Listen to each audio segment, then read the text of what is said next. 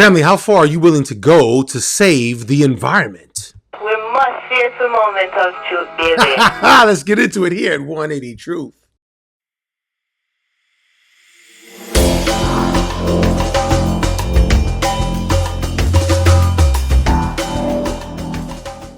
Family, welcome back to 180 Truth. I want the truth. You can't handle the truth. Well, this bioethicist is trying to talk about changing us on a genetic level so we won't eat any meat. Family, my name is Dr. Nori Richard-Paro. Please hit like, subscribe, hit that notification bell. Please get ready to leave a comment. I want to hear from you what you think. How far will you go? Family, because you know what? I think that there's a whole lot of stuff that's happening in the earth, stuff I don't fully understand. I also think that when it comes to, climate change, that I actually think that what we need to do is help the poor countries become rich really quickly. Instead, it seems like the rich countries, the Western countries, have a strange kind of suicidal empathy, a kind of a death wish where they're doing all kinds of stuff and trying to raise up all kinds of ways where I think they're just setting themselves up for failure, because the truth of the matter is that other countries, China, India, they ain't trying to hear all of that. They're trying to make sure they get rich.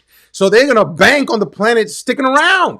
But most of us, well, we're struggling with that. But this bioethicist says something very interesting, and I want to share it with you here, and I want to hear what you think. Let's go. So this is from Wide Awake Media. Shout out to them on X. Bioethicist S. Matthew Lau. In order to fight the change, I don't even know if I can say that without getting banned on YouTube or some kind of, I think I already said the words climate and then cambio. Climate cambio. Cambio is Spanish for change. Before you get a notice at the bottom of your YouTube channel and stuff, that's why you need to share the video. We should genetically modify humans to be intolerant to meat. You're going to try to, who are you trying to genetically modify, homie? If we eat less, well, listen, this is the description. Let's listen to what he got to say. Climate change is one of the biggest problems that we face today. Millions could suffer hunger, diseases, coastal flooding as a result of climate change. We already are, though.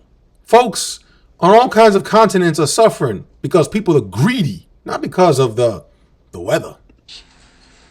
We may be beyond the point of no return. Really? Mr. Gloom? I remember back in the day when I first converted to being a Christian, I would get all these doomsday messages. And maybe some of them was right, although I just think that trying to fearmonger really only motivates a percentage of the population, usually the same percentage that you can manipulate through some kind of hypnotism. Scientists believe that we have no choice but to consider geoengineering. Which scientists? Are they the same ones who are doing lab leaks? Are they the same ones doing gain of function? The same ones playing God? This is large-scale manipulation of the Earth, such as spraying sulfate aerosols into the ozone layer in order to increase the reflectivity of the planet. And the thing about some of these scientists, right, is that they worship the Earth. They're like these strange throwback pagans that I don't think ever really existed. They're like a modern pagan, go hug a tree kind of thing. But geoengineering is very, very risky. We have never attempted these technologies on such a large scale. So we could end up destroying the entire ozone layer. I want to consider a class of solutions that have never been considered before.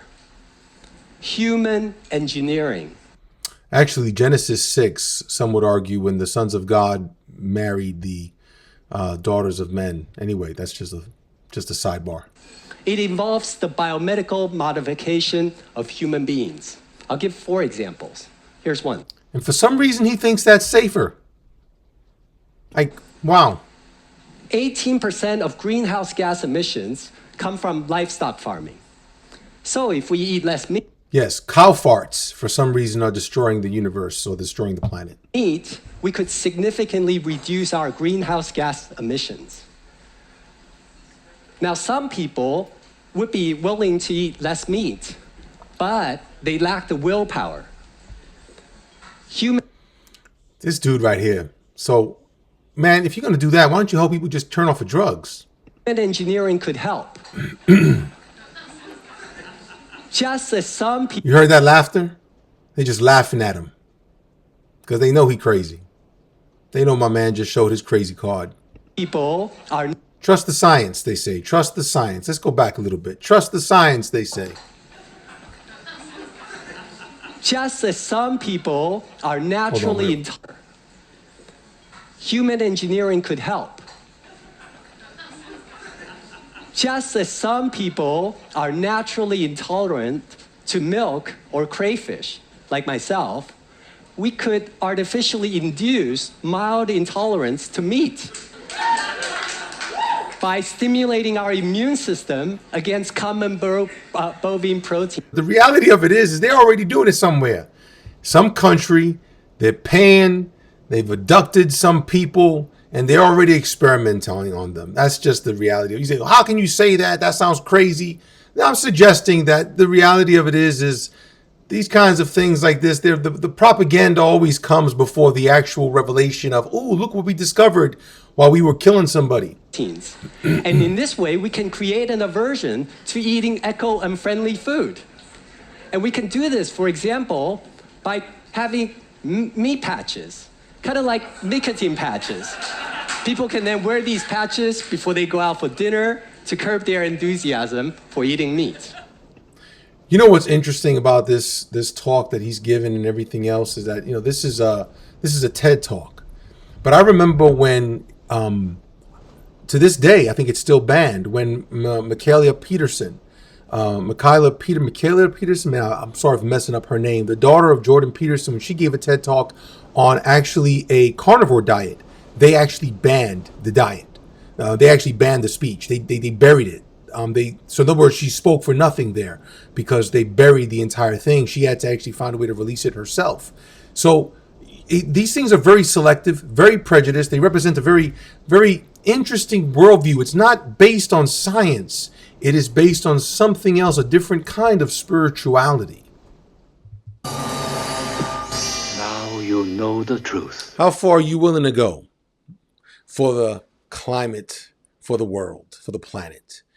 I think that this represents a religious, a spiritual worldview that reduces humanity itself to cattle. Again, think about what he's willing to do in people.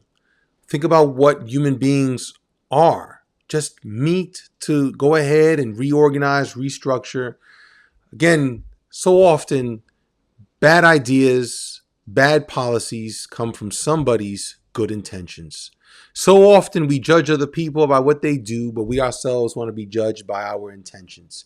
I think that this intention here to experiment on human beings is just another expression of why when they say trust the science, you better be discerning concerning what science you choose to trust.